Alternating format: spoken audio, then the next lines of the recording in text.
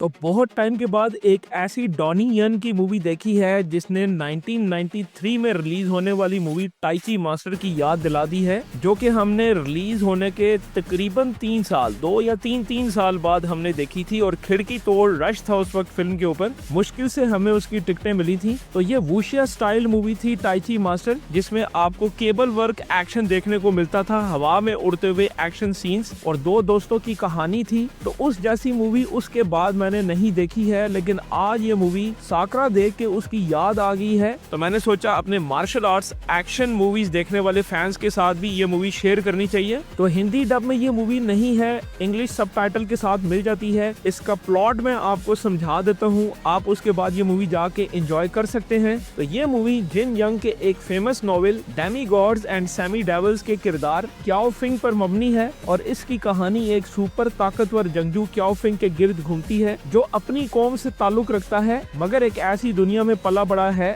जहां इसकी कौम से नफरत की जाती है। और जब एक दिन इस पर ऐसे कत्ल का इल्जाम लगता है जो इसने नहीं किया होता, तो सब लोग इसके दुश्मन बन जाते हैं। और यहाँ से कहानी आगे बढ़ती है और क्याओ फिंग अपने असली माजी, असली खानदान के राज जानने के लिए सफर शुरू करता है। और रास्ते में इसे वो लोग भी मिलते हैं जिन पर वो भरोसा करता था, मगर वही इसे धोखा देते हैं। इसे ना सिर्फ अपने दुश्मनों से बल्कि अपनी पहचान से भी लड़ना पड़ता है। आखिर में इसे फैसला करना होता है कि वो इंसाफ के लिए लड़ेगा या अपनी कौम के लिए। यानी एक लड़की को बचाने के लिए तकरीबन ये मारा जाता है, लेकिन ये फिर दोबारा ठीक होके वापस आता है और फाइट बैक करता है। तो इस फिल्म में जज्बात, धोखा, इत्तेहाद और मजबूत मार्शल आर्ट्स दिखाई गई है। और इसका मार्शल आर्ट स्टाइल ऐसा है जो कि आपको टाइची मास्टर की वाइब्स देता है। यानी केबल वर्क है, हवा में उड़ते हुए फाइट सीन्स, तेज रफ्तार मार्शल आर्ट्स फाइट्स, शानदार वायर एक्शन सीन्स, तलवारबाजी और हैंड टू हैंड कॉम्बैट। और हीरो के अंदर कुछ ऐसी सुपर पावर्स दिखाई गई हैं जैसे आपको टाइची मास्टर के अंदर दिखाई गई थी। तो सिनेमैटिक लोकेशंस और पुरानी वुशिया फिल्मों वाला एहसास आपको टाइची मास्टर की दुनिया के साथ कनेक्ट करता है, लेकिन एक नए अंदाज में। और टाइची मास्टर से भी 2 हाथ